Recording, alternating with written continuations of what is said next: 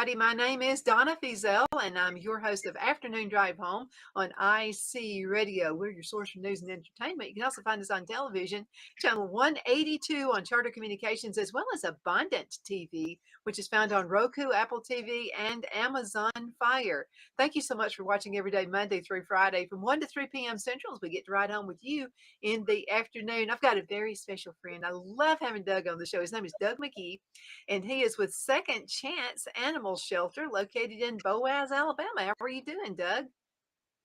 I am doing good. I'm going to say great, but good will take care of it.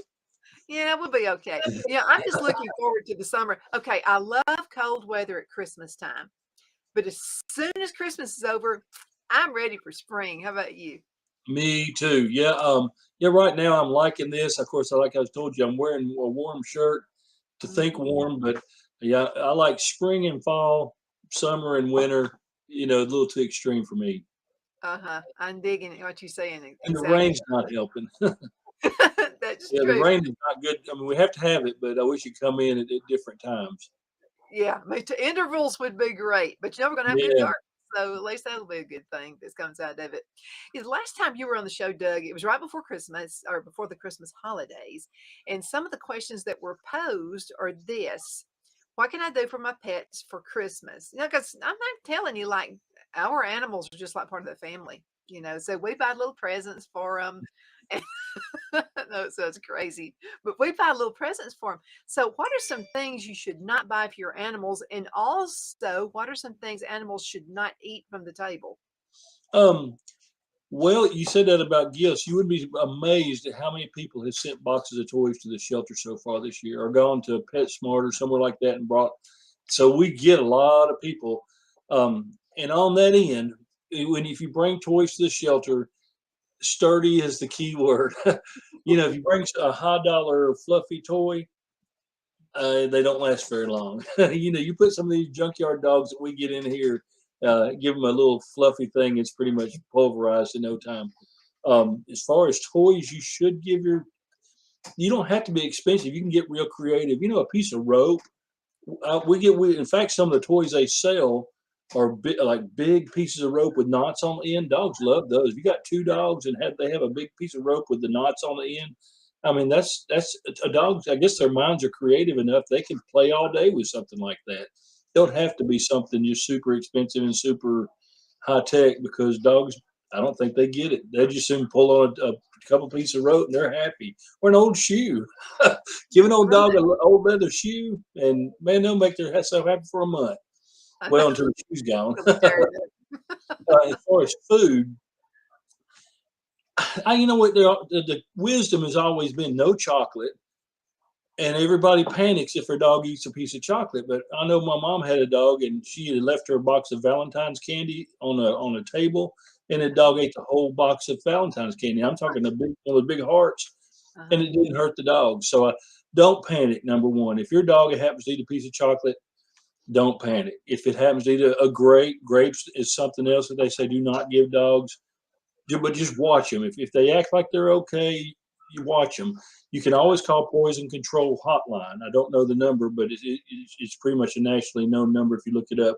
Poison Control. They know how to treat animals as well as they do dogs. So if your dog eats something weird that it shouldn't eat, watch it. If it doesn't show any symptoms, I wouldn't sweat it. But if it starts showing some kind of allergic reaction or something like that, call the poison control people and they'll guide you on what to do.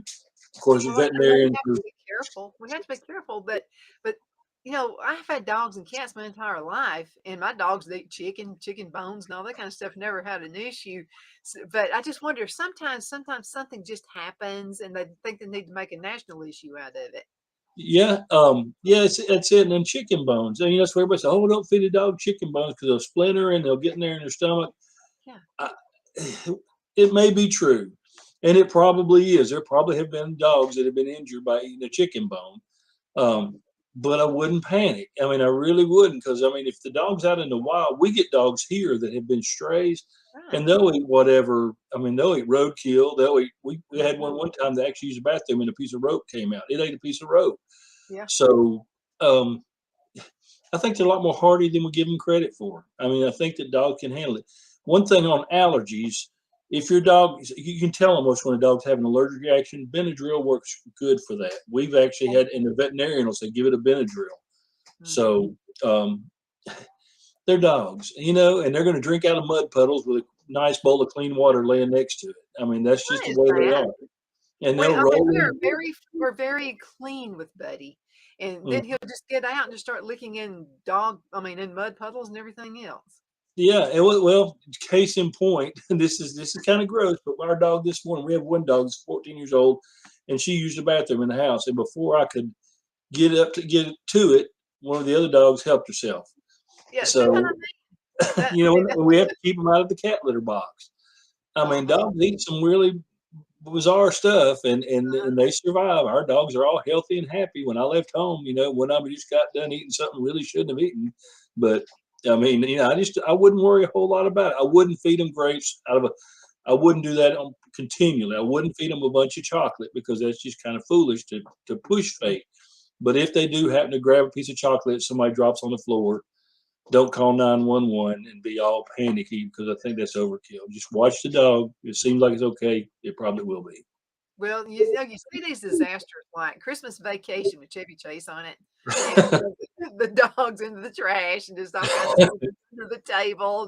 Does some disgusting things up there. Right? Or that on the Christmas And story, they get the whole turkey. I mean, I mean, dogs are, they're tougher than we give them credit for. We've kind of made them where they think, oh, they're so fragile. They're not. uh-huh. But then again, don't be stupid. Let's Yeah. get a mix here. Treat them.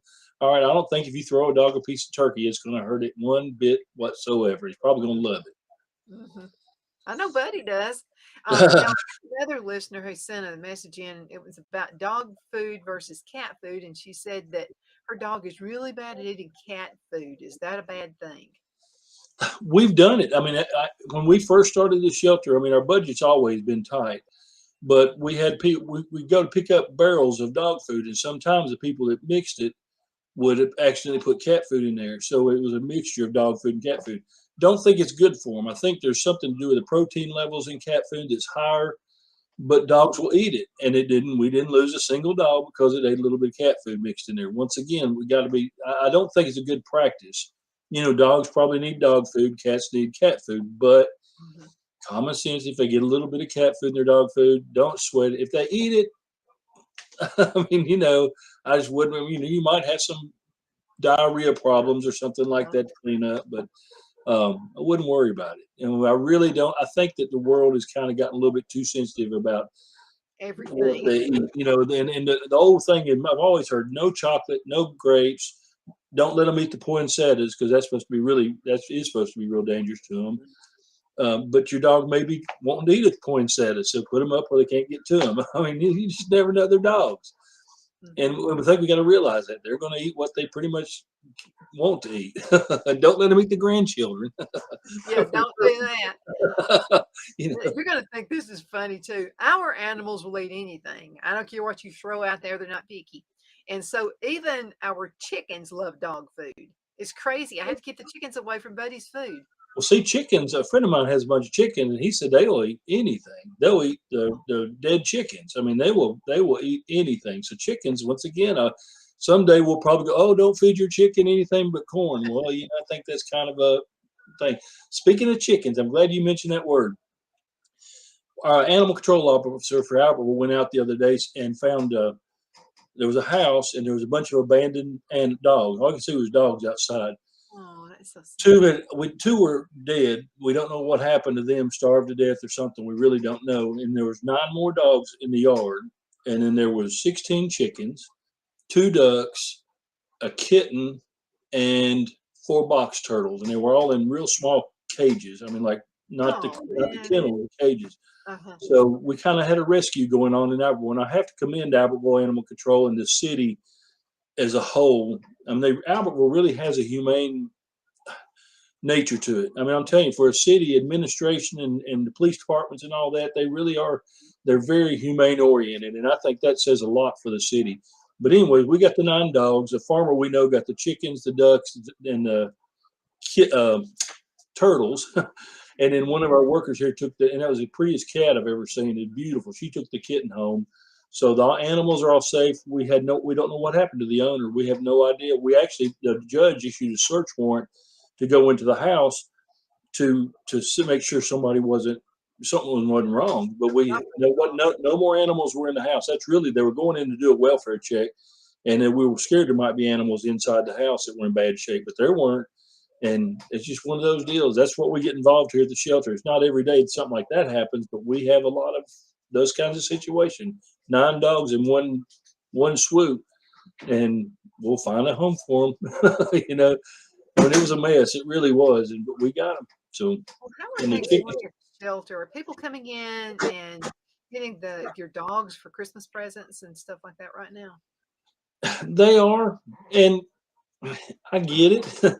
But I think this is a really good rule. If you're going to give a dog for a Christmas present, you're going to give it, it's going to be a spoiler, but I would bring the gift recipient, I would bring them with you. Let them come with you. You know, a puppy in a box surprise kind of thing for Christmas. It might work for your children. I don't know. But if you're giving a dog I really recommend let the person that's going to get the animal come with you so they can be part of the process of picking it. They may not like the same type dog you do. You come down here and you pick a pit bull and you get home and they're terrified of pit bulls because they were attacked when they were a child. You just never know. Mm-hmm. So I know it might ruin the surprise.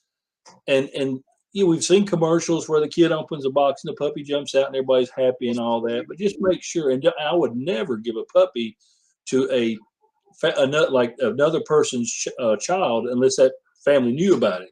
If you're Uncle Joe and you're going to give your nephew a puppy, make sure your brother and sister, whoever the parents, know that puppy's coming, or otherwise there's no telling what'll happen. We'll get it back, or they'll say, and make sure there's so much common sense that needs to apply. If they live in an apartment, don't get them a St. Bernard puppy for Christmas because that's not going to fit. Think about long term. If it's a St. Bernard, it's going to be a huge dog. Great Dane, huge dog. If that kid, that puppy is, 6 inches tall, the adult version of that dog might be 4 feet tall. So think about those things. You turn your brains on, people. If you're going to give the gift of an animal, sit down logically and think it through before you do it, because otherwise it could be a recipe for disaster. If you're going to get yourself a dog for Christmas, I want a puppy for Christmas. You hear that all the time. Mm-hmm. You think long term, if you like that little cute little 10-pound puppy, you think it might grow into a 60-pound dog. Do you still think you're going to want a 60-pound dog that jumps up and down on you and and keeps you going? Every year we get puppies out for Christmas, and May or June, we start getting dogs back as a return because they don't fit anymore because they're not small, cute, and cuddly and all that stuff. Mm-hmm. It's sad. We see it because people don't put any thought into it. I recommend, as a shelter owner, I highly recommend come get a dog. Get a full-grown 4-year-old big dog, and I'll love you. Because that's what we got a shelter full of. And we love our buddy. I mean, there you go. Something else. He weighs probably pretty close to 70 pounds now. He's just a big old boy, and he thinks he's a little puppy, Doug. We'll go. I can sit on the ground, and he can't sit in my lap. He's too big. So what he do is just sit his rear up on my legs, and he thinks he's sitting in my lap. He's a baby. I mean, he's spoiled rotten. I love them, and I really recommend. We got a lot of big dogs at our shelter. Now these are not puppies; these are big dogs, and they all need a home. And if you're going to give a gift, I recommend something like that. Come get a big dog, help a shelter out, because we're really. That's where our log jam is. We've got too many big 4- and 5-year-old dogs that got to go, and nobody wants them because everybody wants puppies and little bitty foo-foo dogs. And I get it. I really understand it, but it really breaks my heart as a shelter owner. That's true. Doug, we've got to go into a commercial break. It'll be about 3 minutes before we come back in. I'll take you off the video and put you back in when we come back from the break. Everybody hang in there. We'll be right back shortly. Hello, I'm Mike Lindell, and my employees and I want to thank each and every one of you for your continued support. With everything going on right now, your rest is so important. That's why we're having the biggest MyPillow sale ever. Not only are my bed pillows as low as $19.98, but you can get the best body pillows ever. Regular $89.98, now only $29.98. Take your rest on the go with our Roll and Go Anywhere My Pillows for only $14.98. And we have our new couch and accent pillows. They aren't just for looks. They have My Pillow's patented adjustable fill that gives you that amazing My Pillow comfort. In this economy, you get the best gifts ever for the best prices ever. So go to mypillow.com or call the number on your screen. Use your promo code and you get deep discounts on body, couch, bolster pillows, and so much more, including my original bed pillows for as low as $19.98. Please order now while quantities last.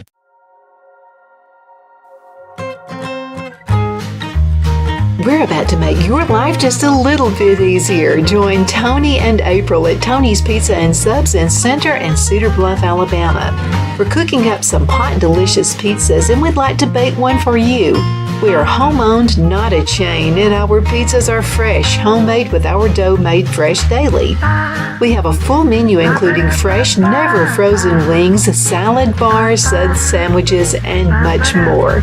In Center, we have a private dining area for birthday parties, club meetings, and other events. We'll be waiting for you at 1820 East Bypass and Center, and in Cedar Bluff, 3812 Alabama Highway 9. For your convenience, you can call in your order at our Center location, 256-92 Pizza, or Cedar Bluff, 256-557-8651. And we enjoy making your life easier.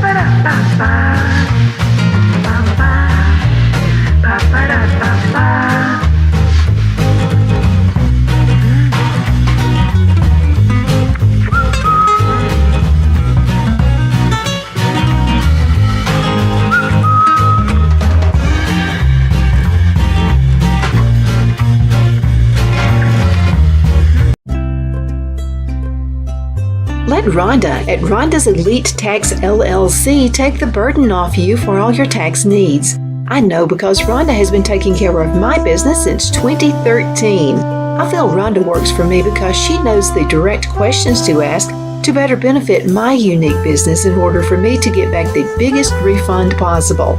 Rhonda is an ongoing student, and she knows tax laws are in a constant change every year. Call 256-281-9903 for an appointment to take the dread out of getting your taxes done. Rhonda is located at 11968 U.S. Highway 431 in Boaz. Again, that number is 256-281-9903. And let Rhonda's Elite Tax LLC champion your personal and business taxes.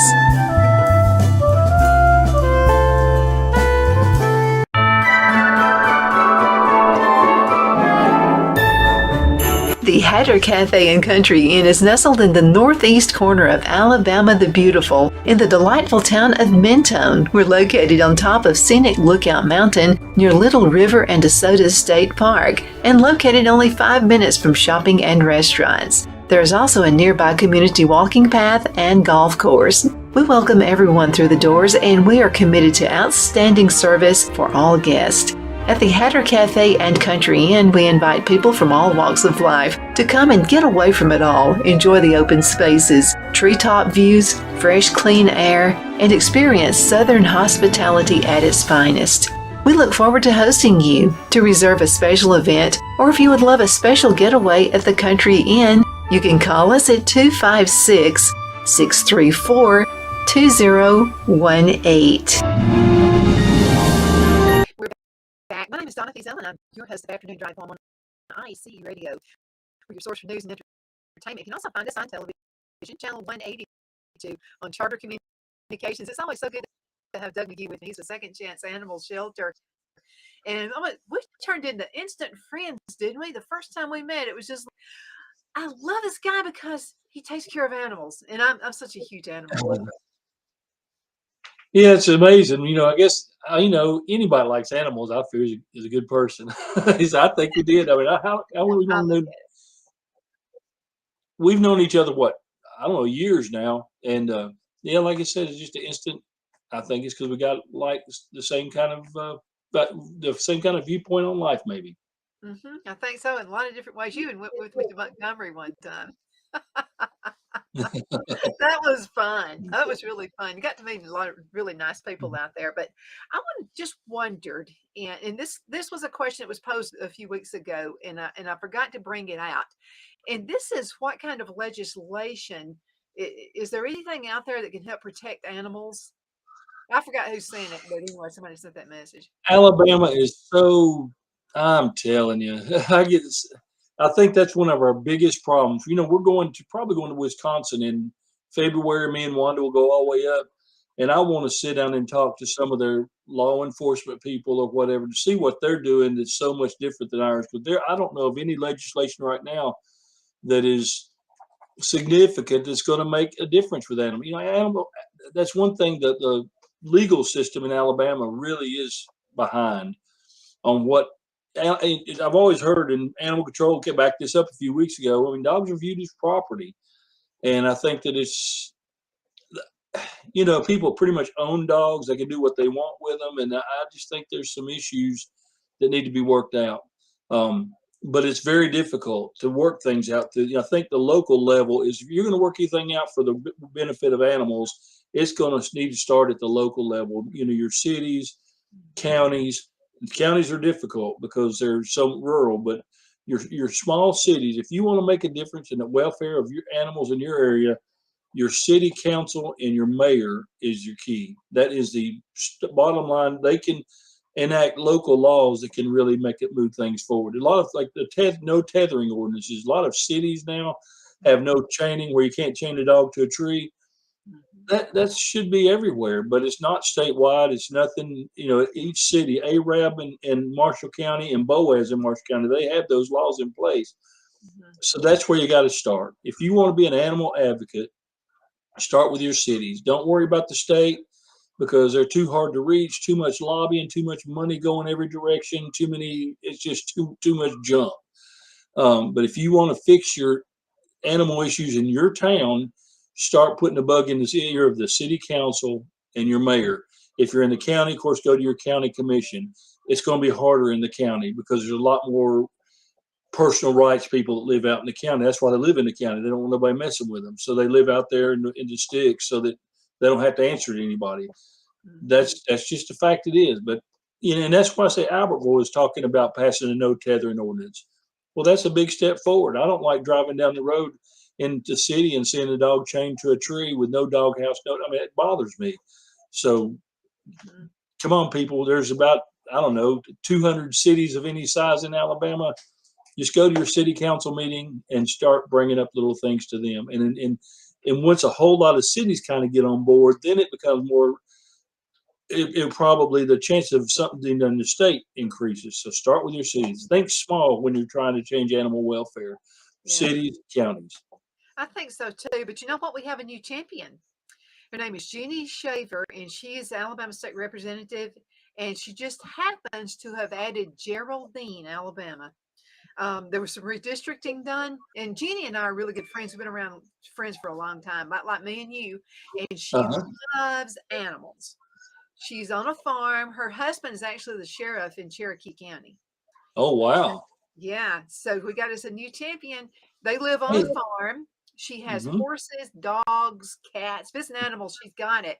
And I'm gonna tell you what, it really gets to her when an animal's being mistreated too. You So know, I'm glad you tell me this because, I mean, he yeah. Hey, I'm proud to hear that because it's another thing.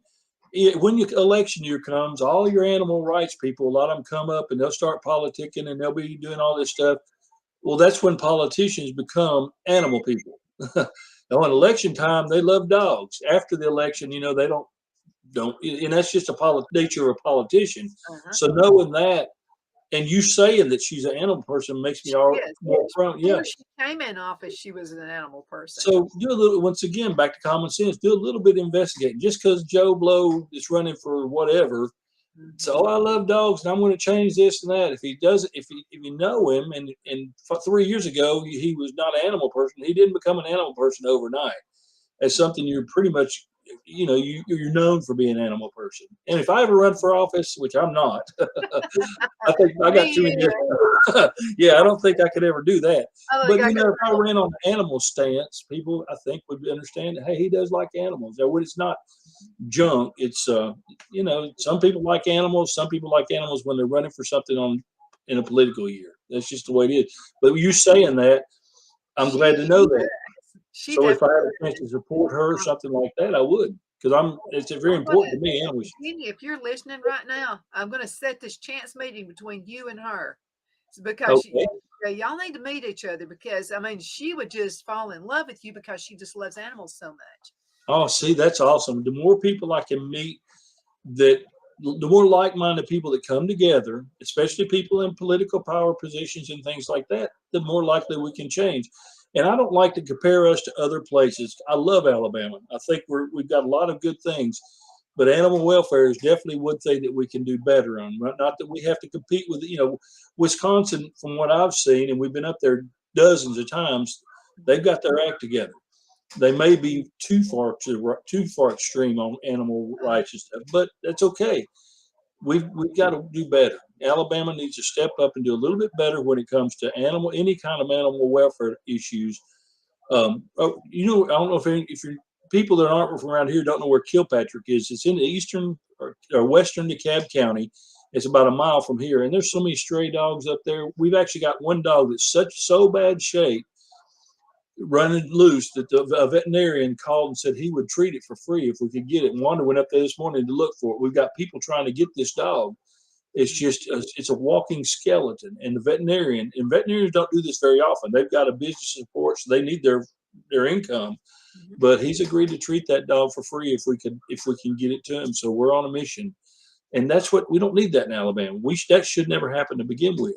We got to do better. But animal welfare, we were given dominion over animals, and we've got to do better to do it like we should. I mean, I think that's our place on this planet is taking care of them, not just beating them down like we do. I totally agree with that. Mentioning Kilpatrick, every morning on the traffic report, I talk about Highway 75, that intersection there on Yeah. 75. I hate that intersection. Well, Whose idea was that?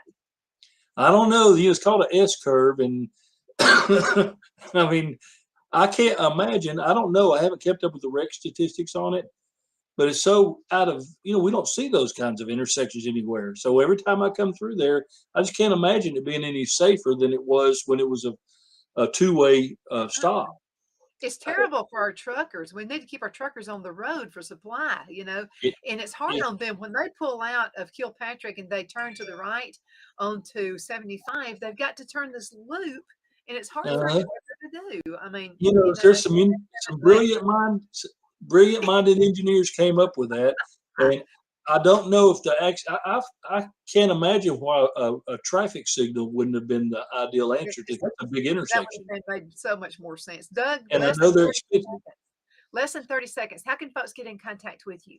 They can come to the shelter, which we're right on the western edge of DeKalb County, right at the Marshall County line off of Highway 168. They can call us at 256-561-2411.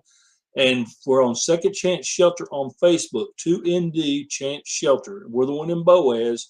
And we'd love to hear from anybody with ideas, definitely supporters, volunteers.